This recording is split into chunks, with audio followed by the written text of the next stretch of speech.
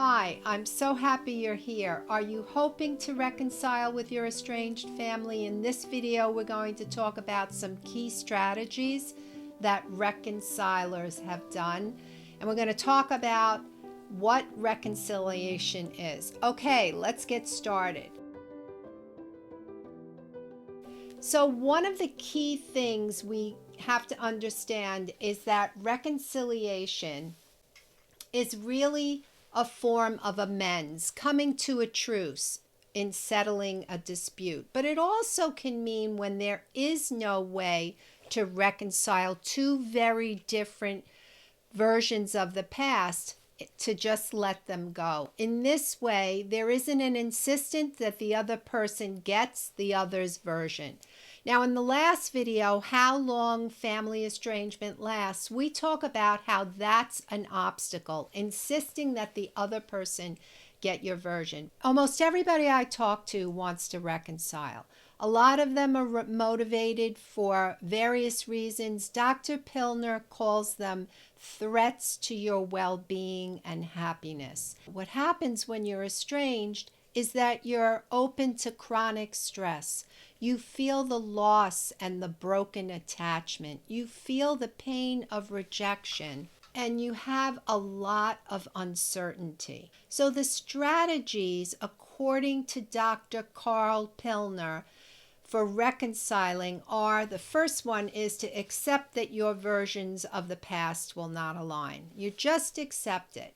Number two, you abandon the apology. Now, this is something that a lot of people get stuck in. They just want the other person to take responsibility. Now, this is very different from abuse, and we talked about that in the last video. When there's abuse, that's extremely important, that there has to be some change in behavior because it's extremely unsafe.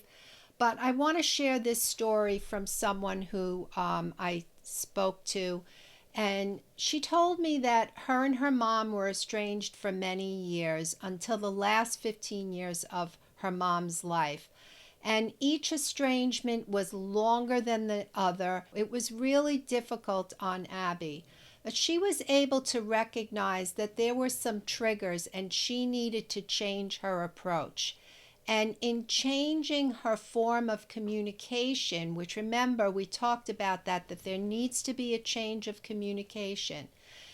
And her perception was that she didn't feel loved by her mom because her mom was always busy with her extended family, and Abby ended up feeling unloved.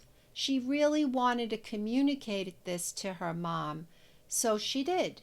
She got herself calm. She was able to say it in a way knowing what her mom's triggers were and avoiding those. And what happened was she told her mom listened, and she didn't require an apology. Her mom never apologized. But Abby puts it this way: her mom reached out her hand and held it, and she didn't need to apologize. And so Abby was able to abandon her need for an apology, which is the second strategy for reconciling. So the third strategy for reconciling is to build a future. So you might be tempted to, in reconciling, then be able to talk to your loved one, your family member, and be able to go through and hash up the past and say, well, this happened, that happened. But what Pilner found was when there were attempts to do this type of talking about the past, reconciliation just did not happen. The fourth strategy is living life forward. So what this is to decide to let go of the conversations about the past and live in the future. Live in the things that you will do with your family member. Live in new things and opportunities to create a relationship that doesn't involve going back into the past.